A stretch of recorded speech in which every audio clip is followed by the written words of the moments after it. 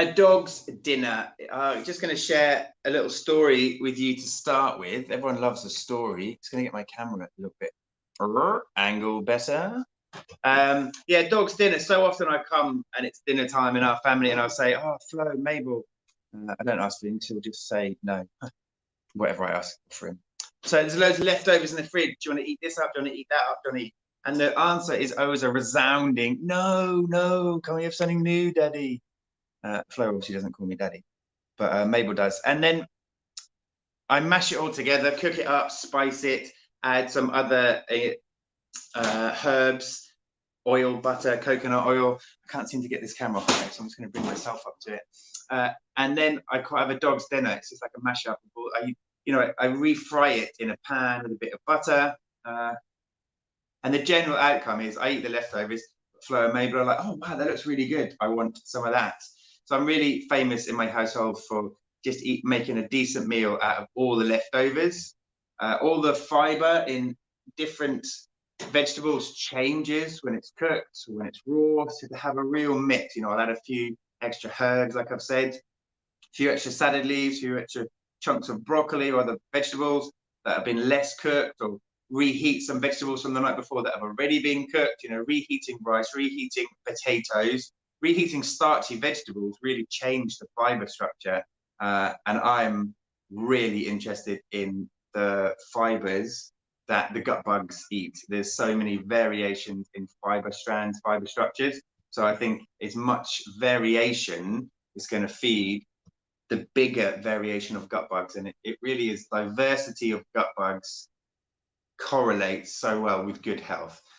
Lack of diversity correlates so well with ill health. So it's so much pointing in that direction. The more diverse range of gut bugs you have, the healthier you'll be. So my thing is to feed the gut bugs as many healthy food sources as possible. So I reheat a lot of food.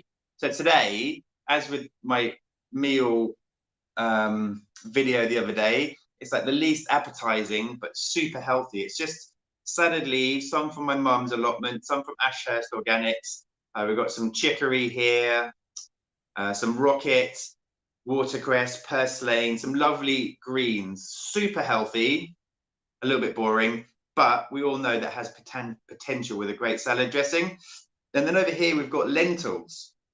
So I've done this, I do this with rice and I do it with lentils. I cook extra when I'm doing the evening meal. So I've got some left over the night for the day following, for the lunch the next day. And rice and lentils, again, have a really changed fiber structure once they've cooled. So, and another reason, and I talk about it a lot, is a way to get more olive oil on my plate. So salads, olive oil is my #1 go-to dressing. I'll add a little bit of lemon juice, a little bit of vinegar, and then maybe even some honey, make a nice dressing with some different herbs and spices. But the rice holds a lot of olive oil, and lentils, I don't know if you're able to see this, but they kind of, after you've cooked them out, they're nice and mushy, like dal style the night before, but the next day they seem to even absorb moisture further and get a bit more solid. So they've got such potential to hold so much olive oil. So I'm just really slathering the olive oil over the salad leaves and over the lentils. A little bit bland, a little bit boring, but not to worry. To hand, we've got a peri-peri seasoning. This has all the Italian herbs. So I'm going to put that onto the lentils and then mix it in. I don't think I'll really be able to convey, but I'm sure if I tell the story, you can use your imagination.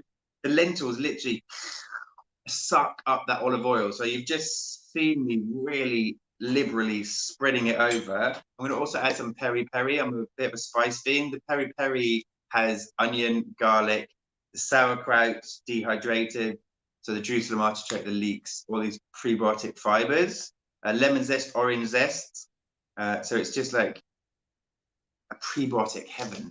So I put that on the lentils, and then if I mash the lentils all up, all that liquid, all that olive oil that was just swimming around has been completely contained within the lentils. And that, not being too greedy, gives me scope to then add further olive oil. I'll say it again.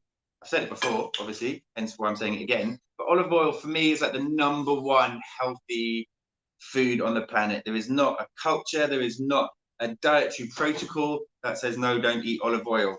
It's the correlations between the blue zones, the most long-lived cultures and locations on the planet. Olive oil is so often involved. And there you go. So I've just added extra olive oil. Now my lentils, I've got those herbs and spices and a shit ton of olive oil. So that's going to really satiate me. It's going to really fill me up. The salad leaves, I'm going to use the sesame seed, the Gamazio style sprinkles. Liberally sprinkle them. I haven't got any olive oil. I haven't got any lemons or vinegar to hand. But again, the sesame seeds are going to absorb a little bit more of olive oil. And what was a really simple, pretty boring platter is now looking incredible.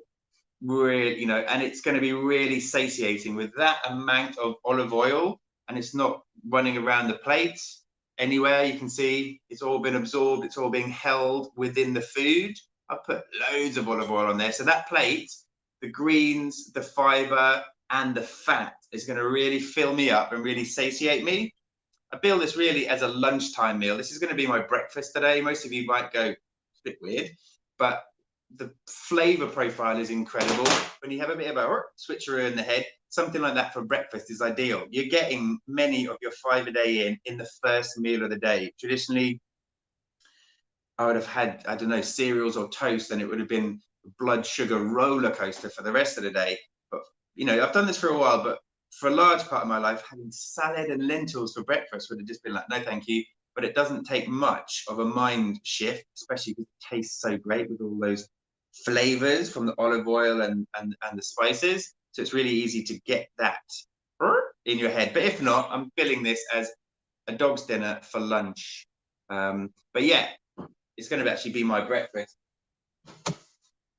But that's just nuance, really. It doesn't matter what meal of the day. But the reason for doing this video is the dog's dinner. So cook extra rice, salad, potatoes, whatever you're doing, bolognese the night before, cook a little bit extra so you've got it to hand the next day. So you've got a healthy lunch the next day. You can add in the herbs, the spices, some extra salad leaves for extra vegetable content for the green leafy vegetables, which everyone agrees super healthy for you.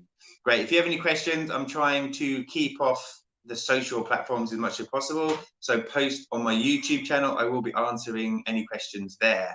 Yeah, and I'll do another dog's dinner concept idea just to kind of help people get some ideas. I know packed lunches and dinners, lunches,